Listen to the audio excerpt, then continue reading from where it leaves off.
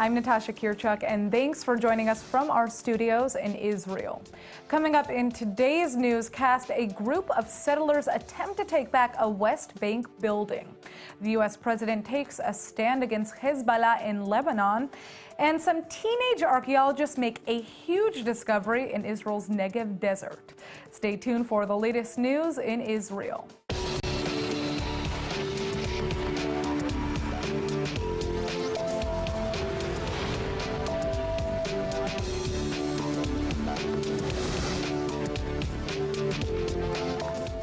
A group of Jewish settlers in the West Bank city of Hebron just illegally invaded and are now occupying a building near the holy cave of the patriarchs.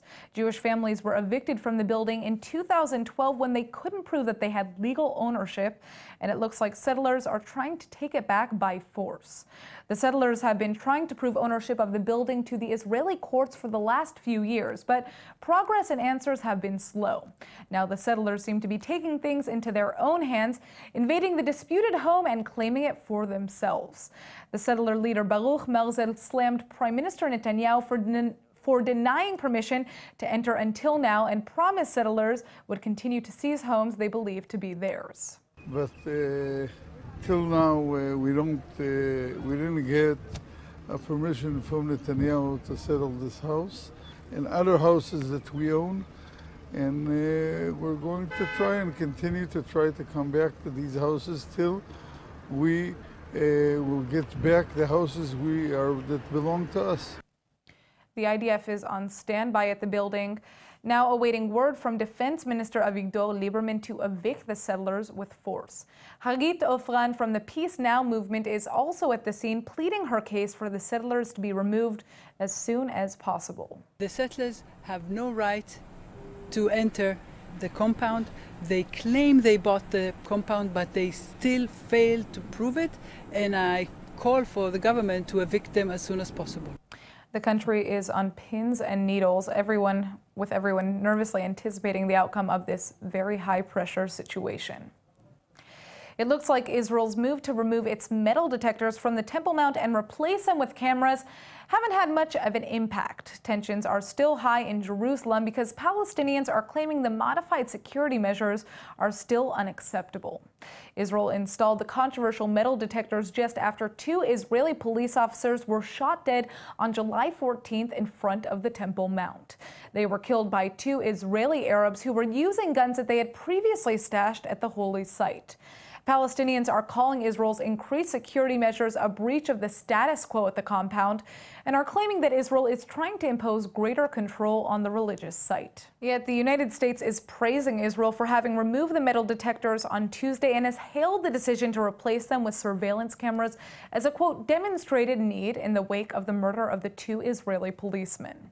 But Palestinians can still be seen protesting throughout Jerusalem. Israel's conducting intense ID checks before allowing them to reach the Temple Mount in the Old City, and local businesses are feeling the impact. The Temple Mount is the holiest place in Judaism and the 3rd holiest in Islam. And last week's terror attack on the holy site has set off the bloodiest clashes between Israelis and Palestinians in years. Meanwhile, despite Israeli efforts to calm the Temple Mount tensions, the Palestinian president is making even more demands. Abbas is essentially threatening the Israeli government to remove the new surveillance cameras from the holy site. ما لم تعد الأمور إلى ما كانت عليه قبل 14/7 لن تكون هناك أي تغييرات. يعني كل ما استجد من إجراءات إسرائيلية على أرض الواقع منذ ذلك التاريخ إلى يومنا هذا يفترض أن تزول، أن تنتهي. عند ذلك تعود الأمور إلى طبيعتها في القدس، ثم نستكمل عملنا بعد ذلك فيما يتعلق بالعلاقات الثنائية بيننا وبين. The Palestinian leader has frozen all security coordination with Israel in response to Israel's security measures on the Temple Mount, and it doesn't look like that will be changing anytime soon. Abbas's Fatah faction is calling to intensify the popular struggle over the Temple Mount and is encouraging for this week's Friday prayers to again take place outside of the compound. Last night, after Tuesday evening prayers, violence broke out in East Jerusalem despite the removal of the metal detectors, and rocks were thrown at police officers. According to a poll by Israel's Channel 2 News, 77% of Israelis believe the Israeli prime minister surrendered to pressure when his security cabinet decided to remove the security barriers from the Temple Mount. The Israeli security guard that was injured after being stabbed by a Jordanian teenager in the Israeli embassy is now safely back home, but it looks like tensions over the incident are still ongoing.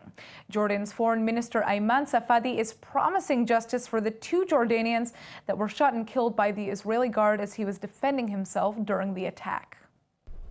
The whole incident has caused an international crisis between the two countries after intense diplomatic negotiations, which also involved talks with the United States.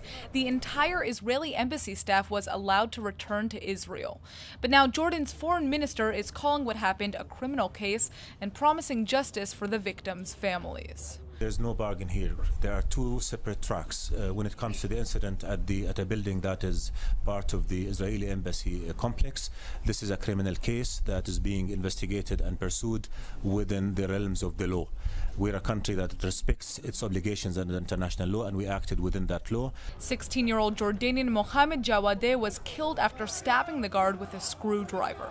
And thousands gathered at his funeral yesterday, many of them there to protest against Israel for the embassy incident. Demonstrators could be heard chanting, "No to an Israeli embassy or ambassador on Jordanian land," with others calling for jihad. Public outrage has been boiling in Jordan ever since Israel installed metal detectors at the Temple Mount, and this latest crisis looks to be a major test of Israeli-Jordanian relations which are already dangerously strained. Israeli Prime Minister Benjamin Netanyahu and his wife Sarah have just visited families of the two Israeli police officers murdered earlier this month. 30-year-old Hayel Sitawe and 22-year-old Kamil Shanan were killed by 3 Arab Israelis at the Temple Mount with guns that they had smuggled into the holy site. ILTV's Aaron Porras joins me with more on the story. Aaron? So Officer Shanan's father, you just mentioned, he lives in a small Druze village called Hurfeish. And he was very thankful to Netanyahu for showing up and showing their support for the family and for all the support that they received after their son's tragic murder. He said, quote, "The state of Israel is truly the best place in the world for the Druze community," end quote, which I think just speaks volumes about the connection between these communities, between the government, between the people and the country, and it's really beautiful. Absolutely. Well, let's check out your report. Officer Shanan was engaged, and his girlfriend's engagement party was supposed to be held this very week. Netanyahu also visited the second victim's family, Officer Sitwe, who is survived by his wife and 3-week-old son. As for the families of the 3 attackers, the High Court of Israel ruled today for the bodies to be returned to their families, but with some heavy strings attached. The family had requested permission for thousands to be able to attend the funerals. However, police argue that only a few dozen should be allowed. The family's request for autopsies on all 3 bodies was also denied. The 3 attackers are all Israeli Arabs from the village of al-Fahim in northern Israel. IDF forces were quick to detain a lone Palestinian man who was illegally jumping the Gaza border and had just stepped into Israeli territory yesterday. Although it's unclear if he intended to carry out a terror attack, an army spokesman has confirmed that they found a knife on the man at the time of his capture. Residents of Gaza have been feeling the crippling pain of the energy crisis for weeks now, and usually get only a few hours of electricity in their homes each day. Although Israel has regularly supplied power to the Gaza Strip for years, Palestinian Authority President Abbas actually asked Israel to reduce its supply to the Strip. This is a strategic move for Abbas to leverage pressure over the Hamas leadership in Gaza, which has rivaled him since their takeover of the Strip in 2007. Egypt stepped in last June to help alleviate the crisis and deliver diesel gas to fuel Gaza power generators. But an attack on Egyptian soldiers earlier this month near the Egypt-Gaza border derailed much of the deliveries, leaving Gaza in worse shape than ever. Poverty levels are at an all-time high in Gaza now, so citizens there are known to make illegal jumps like this into Israel, if only just to escape their suffering at home. But it's unknown if this man may have had more insidious intentions in mind when he crossed into Israel. He was handed over to Shin Bet security shortly after the army's discovery of his knife.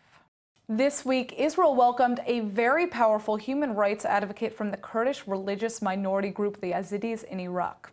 Nadia Malad was just a 19-year-old student when her village was invaded by Islamic State fighters.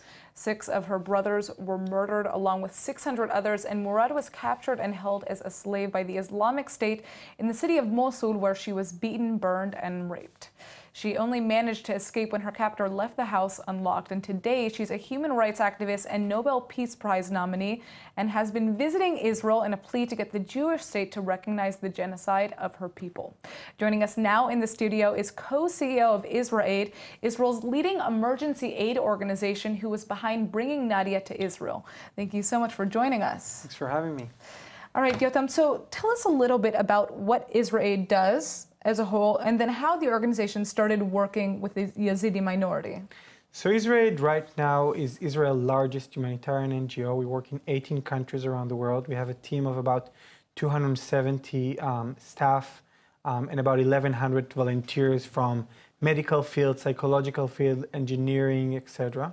And our goal is to do 2 things: to provide support for communities facing disasters and atrocities. It could be natural disasters like the earthquake in Nepal or the earthquake in Haiti, or man-made disasters like the refugee crisis. Specifically for the Yazidis, we've been focusing a lot of our efforts since the genocide in 2014. First of all, because they need support and they really suffered from the worst atrocities a person could think of. And a number you didn't mention that I think is the most important is that as we speak right now, there are still 3,200 girls in captivity. Yeah. And now that we're seeing that ISIS is basically sort of hopefully losing the war, the concern about these girls is actually growing because we don't know whether some of these ISIS fighters will take them somewhere, back to Tunisia or to Afghanistan or God knows where. So we're really, really worried about that. Now, why hasn't Israel recognized the Yazidi situation as a genocide? I think it's because we haven't done enough advocacy, and sometimes this type of humanitarian issues, we need, a good ambassador to push that, and that's exactly what we're aiming to do when we brought Nadia Malad here. She has the most powerful and difficult stories. She lost 8 members of her family. She just lost her niece in another airstrike last week. Wow. And she came here while she was mourning, and we were so honored and privileged to have her on our team here. Did you see, a change in the perception of people here on the ground and what is taking place there? Yes, absolutely. I mean, we've seen a lot of interest. We had an event both in the Knesset and here in Tel Aviv University. It was packed. People were really, really interested. And a lot of people were interested in different levels, both on the politician sides of people, members of the Knesset from both sides of the political spectrum, especially. And I understand that they're bringing a bill now to the Knesset to try to recognize the Yazidi, monstrosity as a genocide, right? Exactly. Ksenia Svetlova, actually from the Zionist Union, she's actually the one pushing it with us, so we would really like to thank her for her efforts because she really took the leadership. And now we're seeing that there's a lot of interest. Unfortunately, in our area, we tend to focus on internal issues that are important. I'm not saying there aren't, but if we look just behind our borders, our neighbors here are suffering, and the Yazidis specifically, they see themselves as connected, as having a shared destiny, sort of, with the Jewish state. The first Yazidis I met in Greece in a refugee camp told me that their first country of choice would be Israel if they could come here. Absolutely. So we really have a responsibility for these people. Well, I have to say it is absolutely incredible the work that your organization is doing, the fact that you were able to bring somebody like this to this country for people on the ground to hear her story. And I wish that we had more time for me to ask you about the other work that IsraAid is doing, but you will be back hopefully. So thank you so much for joining us, Yotam. Thank you. All right, the Israeli government has made a controversial decision on adoption for same-sex couples, claiming gay parents load additional baggage on their kids. Well, now an army of nearly 200 Jewish LGBTQ leaders in the U.S. are urging Israel to reverse its position. The case has been made by a group called A Wider Bridge, which works entirely on relations between American and Israeli LGBTQ communities. Their letter to the Israeli government, which includes Hillel International, the Union of Reform Judaism, and over 60 U.S. rabbis, pleads equal adoption rights for same-sex couples and an end to discrimination. The group recognizes many of Israel's contributions to the LGBTQ community, such as public benefits and army service, but calls adoption one of Israel's glaring exceptions to true equality. But the Israeli government hasn't backed down an inch from its harsh stance on this issue, even after intense protests within its own borders. Israel does recognize the legal right for same-sex couples to adopt, but this usually only happens if agencies can't find a heterosexual couple at the time.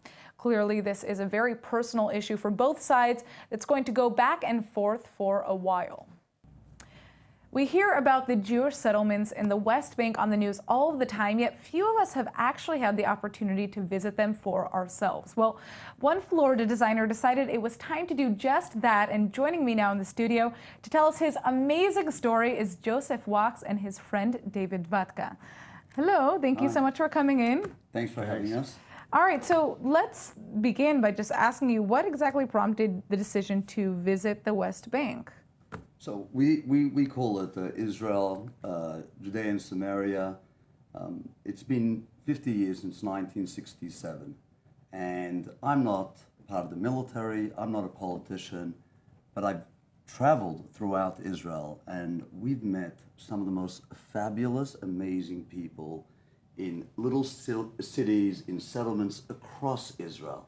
And I don't have the 50-year solution, and I do know there's issues out there, but I definitely know that the settlements are, and the yeshuvim out there, and the cities and the people are definitely not getting the right voice. And once people meet them and interact with their families. So you set up a tour, essentially, to go out and see these homes, these neighborhoods, and get to know all these people. Now, where do all these strangers come in? You said that it wasn't just you. You Right. set up a tour with 50 buses, was it? Right. Okay, so how many people were with you, and how did that end up looking, I guess? So right before we left Miami to Israel for the summer, we just announced that we're doing 50 buses for the 50 years. From 1967 Right. to 2017, let's celebrate.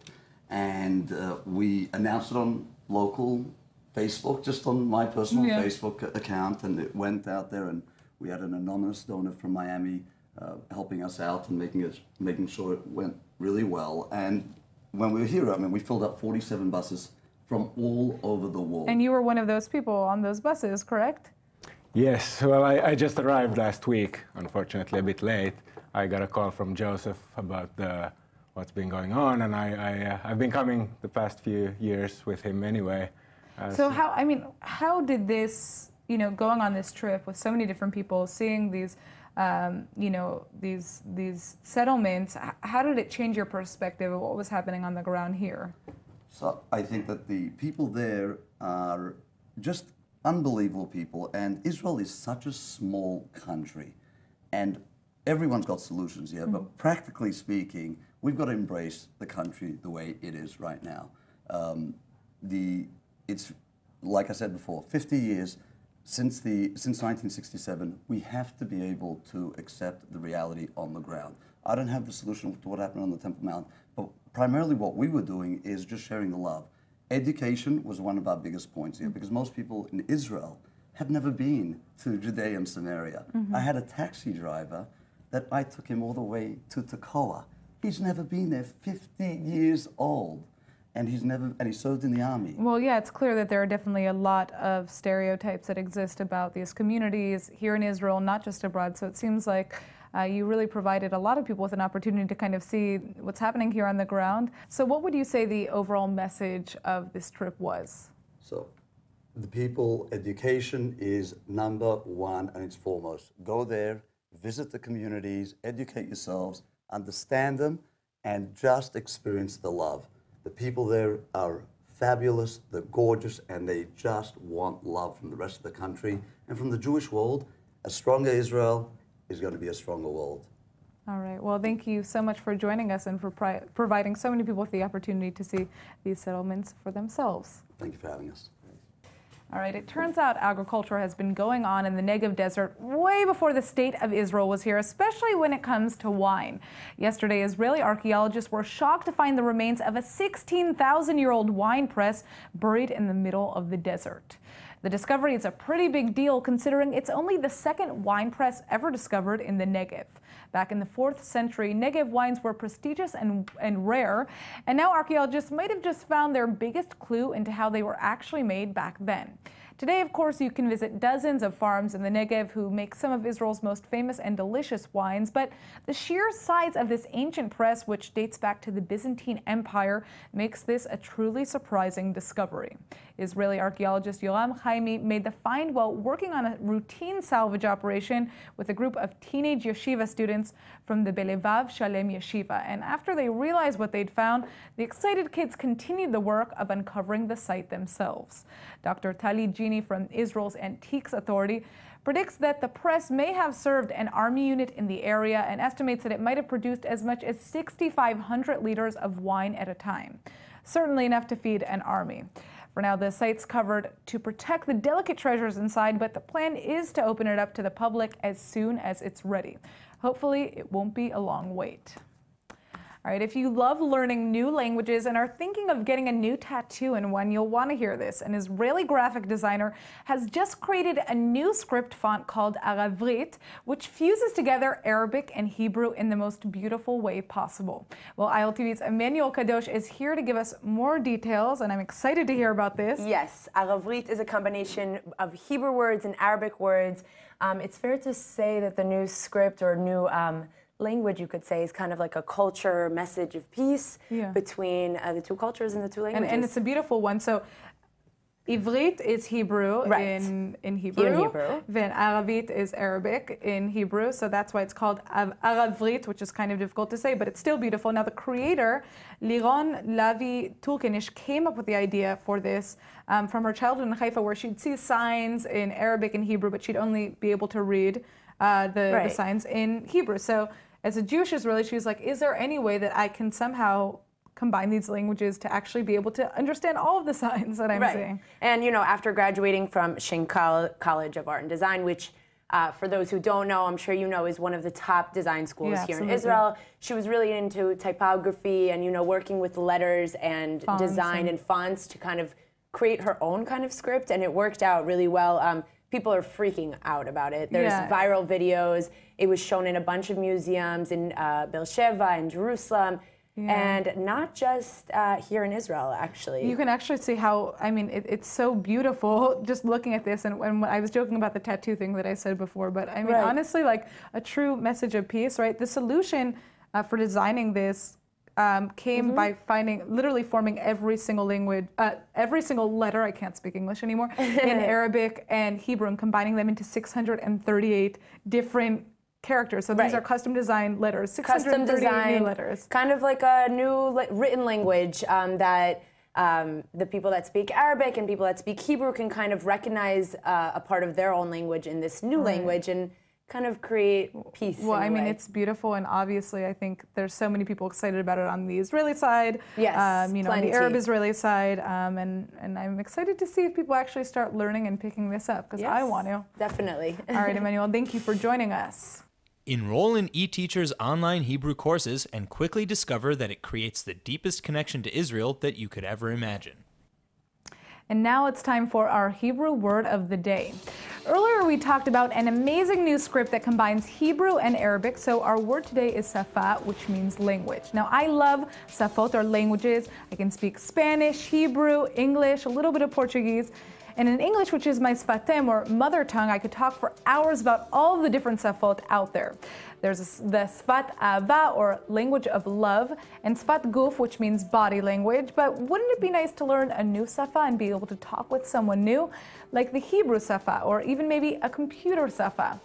The one thing that has always bothered me, though, is why can't I learn the safa that my dog speaks? All right, well, let's go ahead and take a look at the weather forecast. Tonight you can expect partly cloudy skies with a low of 78 or 26 degrees Celsius. Tomorrow should be pretty much the same with a hot sun overhead and a high of 90 or 32 degrees Celsius. All right, that's it for today's news. Today's exchange rate is 3.58 shekels to the American dollar. Remember to sign up for our daily newsletter at iltv.tv. I'm Natasha Kirchuk, and thanks for watching.